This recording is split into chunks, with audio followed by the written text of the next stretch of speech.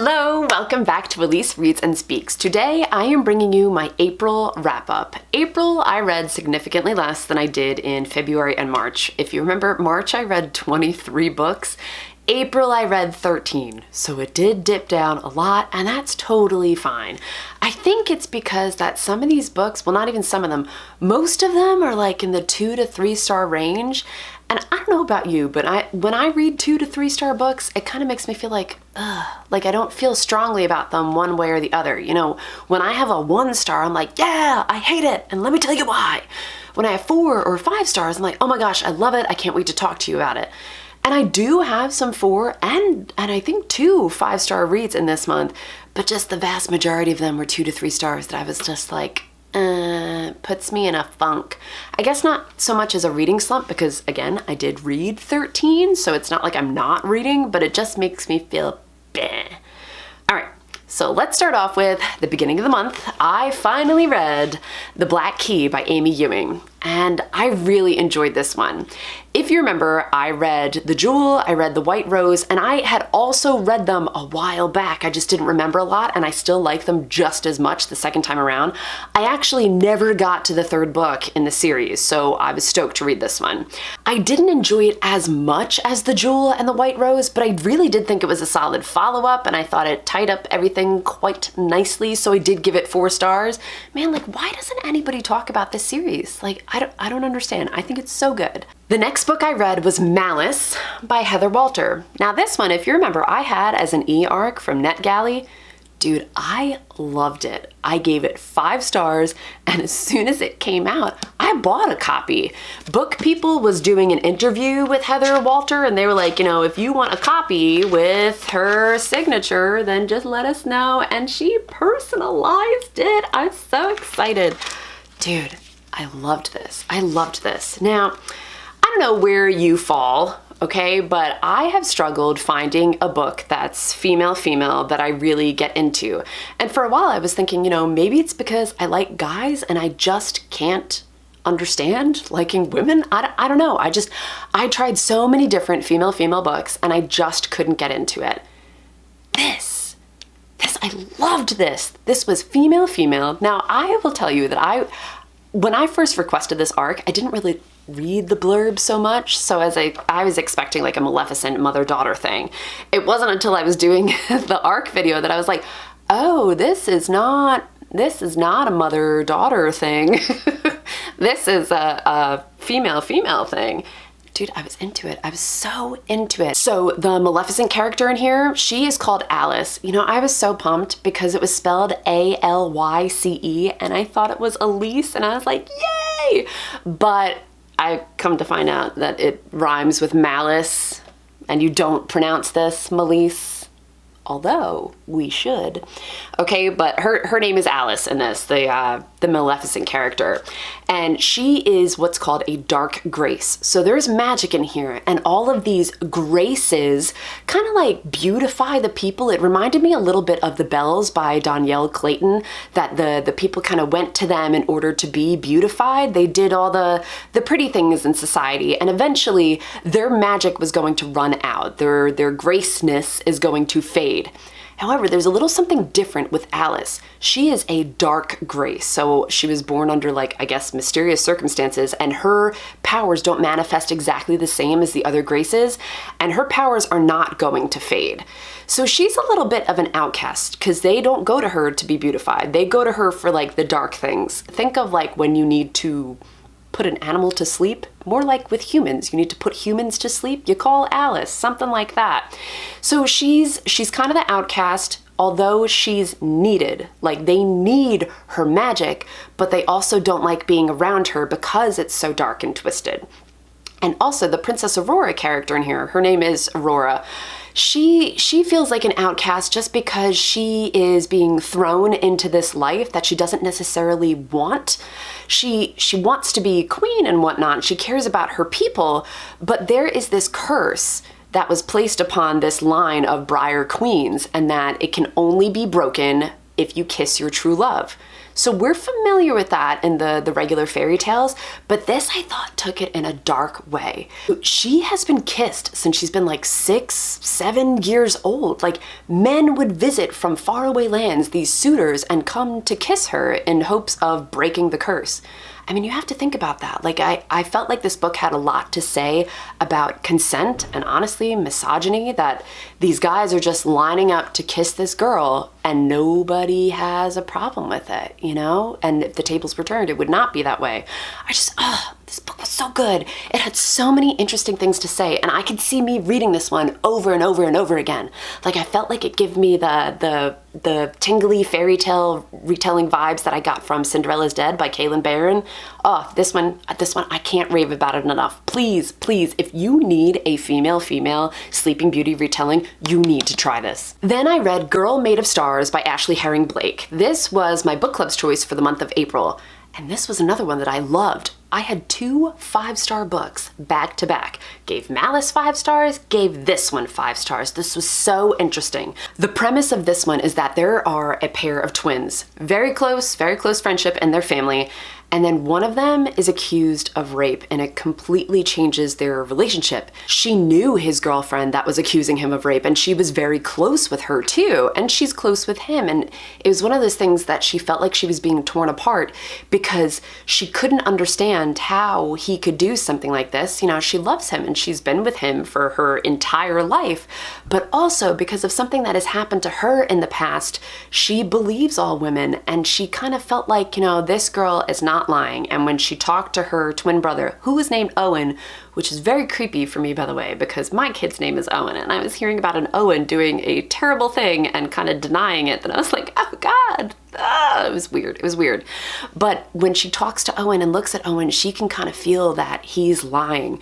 So it was a big struggle throughout the book of her coming to terms with somebody that she loves doing this awful thing, and also being brave enough to stand up for somebody that needs it. Oh, it was a beautiful story, and by the time I got to the end of the book, I was just crying. I wasn't crying because I was sympathizing with the person that did it, but I was just crying because I felt like it really took the realistic emotions from each person in this story. Everybody had a role to play, and I feel like it just gutted them open, and you couldn't help but just feel for every single person and know that every single person's life in this book was different because of that one event. Oh, it's fantastic. Then I listened to the audiobook of Born at Midnight by Skyhunter. This one is the Shadow Falls series. I think that's what it's called, Shadow Falls. And I guess I missed the boat on this one because I think this was big a while back, you know, kind of like Twilight, City of Bones, that kind of fandom-ish.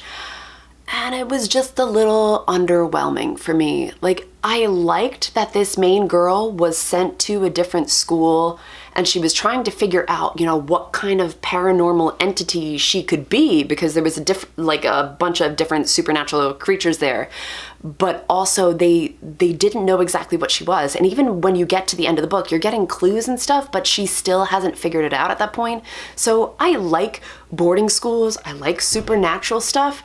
I think the reason that I couldn't fully get into this and I gave it 3 stars was just everything was very surface level, like her friendships, her relationships, even the writing I just felt was kind of like blah. Like, maybe I'd be curious enough to go on to the next one because I do want to know what she is, you know, like vampire, werewolf, fairy, I don't know, tooth fairy, I don't know. So I would be curious to see what she is, but I don't know. It was just kind of blah. Then I listened to the audiobook of The Gilded Ones by Namina Forna. First of all, I have to say, I love this cover. This is one of the most stunning covers I've ever seen in my life. It just grabs me, and I completely admit that I did read this book based on the cover, okay? Gotta give credit where it's due. So this one was okay. I gave it 3 stars. There were things in here that I liked, but it just kind of kept boring me. Like, I kept losing interest and I kept having to make myself tune in and listen to the story. And when it gets to that point, you're like, can I really give it more than 3 stars? And I just personally can't. I do like the premise of the story. It sounds very interesting. So this girl belongs to a tribe and they do a ritual every year before they like go into adulthood, I guess, to make sure that your blood runs pure. And the girls are always nervous that their blood isn't gonna be pure. And this main girl in the book, like right at the beginning, you find out that her blood isn't pure. So the whole like tribe, the whole community turns on her, and she gets sent to this other place and trained as a warrior to battle these like ghosty entity creature things, okay? So the premise sounds interesting, and I did have high hopes. It just fell a little flat for me. Like, I felt like it was very rushed. I personally feel if they spent more time in the community and building those relationships before she found out that her blood wasn't pure, I think this could have been a killer of a book. However, I felt we just spent too much time at the war training place, all right? Like, I don't know. I'm not into chapters upon chapters of learning about how people fight. It's boring, and I lost my interest. And there was supposed to be like a love romance thing in here, and I just didn't feel it. I just did not care. Unfortunately, I will not go on to the next one. Then I listened to an audiobook of a middle grade. This one is called The Mystery of Black Hollow Lane by Julia Noble. This was cute. So like this trio of friends, it was very Harry, Hermione, Ron-esque, and I like that friendship trope in a book. I just like a trio of friends. It's something that makes me happy. So they're in this school, and they're trying to figure out this mystery that ties to her dad attending this school in the past, and there's something a little sinister going on. Like, I don't want to give away the mystery at all, and it does go on to another book, and I think I would be interested enough to read the next book. I did give it 3 stars. I feel like it's in the 3 to 3.5 range because I like it a little more than my 3-star reads, but I just don't like it as much as my 4, so I have to go with 3.5. Then I read my e-arc of These Feathered Flames by Alexandra Overy. If you remember, I had very high hopes for this one because it sounded exactly up my alley, okay? These 2 twins are kind of sent off in different directions. One gets trained as the future queen, the other one gets trained to balance the magic in the realm. I mean, like, it screams me, doesn't it? So their mom dies, and they kind of get called into action to assume these roles. So while they're becoming the queen and the firebird is the one that controls the magic, they're also trying to figure out this mystery of who killed their mom, why their mom was killed, and also like struggling with being the people that they were while they're assuming these new roles. It sounds like it's just for me, doesn't it? Unfortunately, I gave it 2 stars. Oh man, I couldn't get into it. I've read the whole thing. I read it physically. I didn't listen to an audiobook or anything, so I can't blame it on losing attention. I mean, I read the words on the page, and I just couldn't get into it.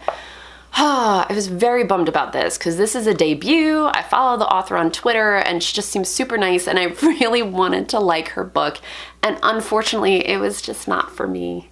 Then I read another e-arc that I had. I did not talk about this in my April arcs video because I didn't have it at the time. It was one of those that just sounded good, and I clicked to read now, and I read it right then. This one is called The New Girl. The series is Elle's, and it's by Kid Toussaint and Adeline Stokart. Dude, this was so great. This was so great. This is like a middle grade graphic novel, and I was totally into it. I gave it 4 stars. It follows a girl that we call multiple personality disorder, but I think the clinical term is like dissociative identity disorder. They both mean the same thing. And I really enjoyed this one because they showed her different personalities with different colored hair, which makes it easy to understand, you know, who is taking over her body at that point and who is having that conversation.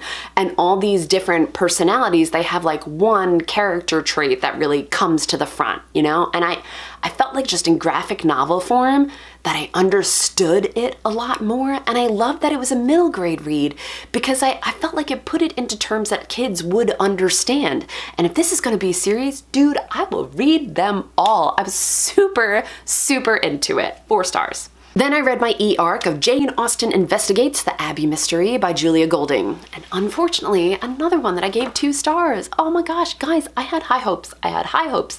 This is a middle grade book. It's gonna be a middle grade series about Jane Austen as an investigator, okay? She sees these mysteries and she's gonna crack the case like Nancy Drew. Oh, I was so pumped. Unfortunately, I could not get into it. And I think this series is going to struggle to find its audience because I felt like the language, the writing was a little elevated. However, the subject matter, it was middle grade. And I feel like when you're having that little struggle, I don't think it's gonna find the intended audience that it means to attract to the book. Also, I thought I was getting a mystery about ghosts, okay? I really thought I was getting a mystery about ghosts. Like, they were talking about ghosts at the Abbey, and all of a sudden we're cracking a mystery about 2 horses that went missing, and it was just very lackluster for me. 2 stars. I'm so sad about that, guys. I'm so sad. Then I listened to the audiobook of The Vanishing Half by Bennett. Now, look at this. I love the gold right here and here. That means that it's Book of the Month's Book of the Year for 2020. Very high hopes for this one. Okay, I would like to preface this by saying that this is a good book. It is. However, it just wasn't for me. I didn't give it 2 stars because I didn't dislike it. I gave it 3 stars because it just didn't hook me in. I could tell that it was well written and it was a good story. It's not something that grabbed me. And I feel like that's the only way I can think to describe it. So take my review with a grain of salt, because there are people that love this book. It really deals with race and what it means to grow up as Black and looking Black, and growing up as Black and passing as white.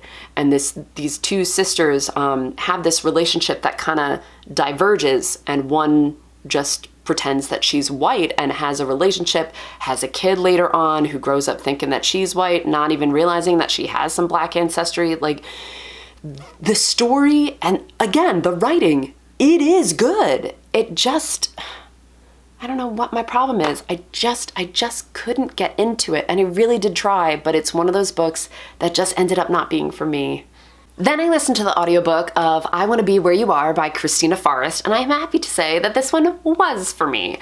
I ended up giving this one 4 stars. It's probably more like a 3.5 rounded up, but I was so into it. It was so cute. It had like To All the Boys I've Loved Before vibes, and any dance movie that you've seen, like a little bit of Save the Last Dance sprinkled in there, because she wants to get into this school that's for dancing and she doesn't want to tell her mom, and it was good. It was good. So like, I feel like the best way to pitch this is that 2 Black teens go on a road trip.